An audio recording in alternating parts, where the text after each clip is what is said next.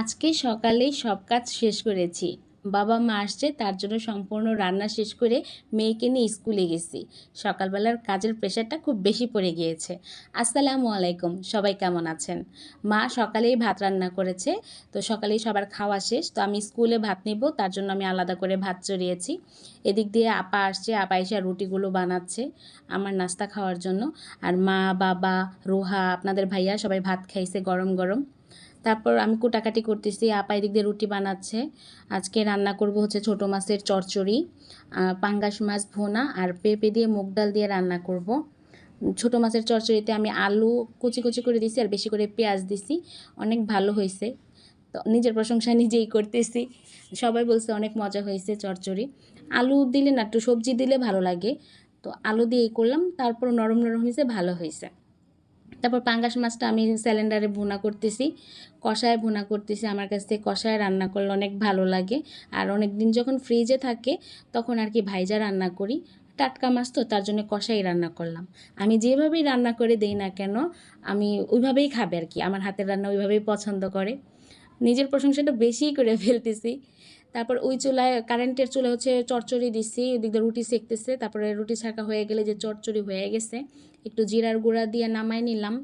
আর সবাই আজকে একটা করে ডিম খাইছে। আর সকালে নাস্তায় গতকালকের তরকারি ছিল, ভাজি ছিল, সেই সাথে সবাই ডিম নিছিল। তারপর হচ্ছে আমি একটু দেরি করে খাইলাম, আমার অনেকগুলো ওষুধ ছিল, একটা একটা করে ওষুধ শেষ করতেছি। আর এদিক দিয়ে আমি পেঁপে আর মুগ ডাল কষানোর সময় একটা পেঁপে নিয়ে খাওয়া শুরু করছি। আমার কাছে পেঁপে অনেক ভালো লাগে। ছোট ছোট পেঁপে আমি খাইতে পারি না, অনেক বড় বাড়তি পেঁপেগুলো খাইতে অনেক ভালো লাগে সালাদ হিসেবে। তারপরে ফ্রেশ ট্রেশ হয়ে নাস্তা শেষ করলাম, সম্পূর্ণ নাস্তা শেষ করার পরে তারপরে যে মেয়েকে রেডি করলাম, নিজেও ফ্রেশ হইলাম। তারপর সব খাবার রেডি করে টেবিলে গুছাইলাম, করার পর টিফিন রেডি করলাম। তারপরে মেয়ের চুল বাঁধতেছি আর আমি এদিকে চা খেয়ে নিতেছি। মানে সকালে অনেক, মানে 11টা পর্যন্ত আর কি, 11টা পর্যন্ত আমার দম ফালানোর মনে হয় সময় নেই। কেউ এসে যদি কথা বলে মানে সেও বিরক্ত হবে আমার এত ব্যস্ততা দেখা। এটা প্রত্যেক দিনই হয় আমার। আর মা বাবা আসছে যেহেতু রান্না করেই রেখা যায়, আমার শাশুড়ি অনেক কাজ করে শ্বশুর বাড়িতে। তো আমি চিন্তা করছি যে মাকে আমি রান্না করতে দিব না, কয়েকদিন রেস্টে থাকুক, আমিই করি সব কিছু।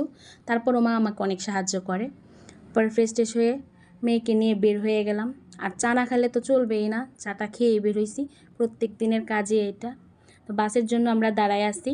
আর রুহা তো এখানে অনেক খেলা করে, এই পাতাগুলো দিয়ে অনেক খেলা করে, আর বিল্ডিংগুলো গুনে কোন তলায় কয়টা কী আছে না আছে। তারপরে স্কুলে চলে আসছি, আইসা দেখি আমরা একটু লেট করে ফেলছি, অনেক বাস চলে আসছে।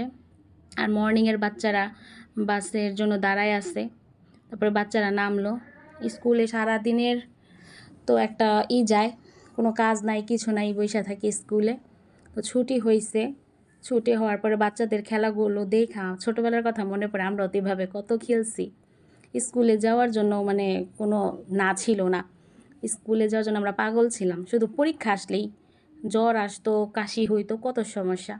তারপর বাসে উঠলাম, বাসে ওঠার পরে চলে আসছি। আর রুহা তো কি বলবো, অনেক কথা বলে, ক্লাসে কি হইলো না হইলো, কে কী খাইলো, ও কী খাইলো, কাকে কি গিফট দিল, মানে স্যার কি বললো, মিস কি বললো, মানে সারা রাস্তা মানে ওইগুলো বলে আর আমি শুনি, আশেপাশে সবাই শুনে, সবাই ওর কথার সাথে দেয়, সম্মতি দেয়।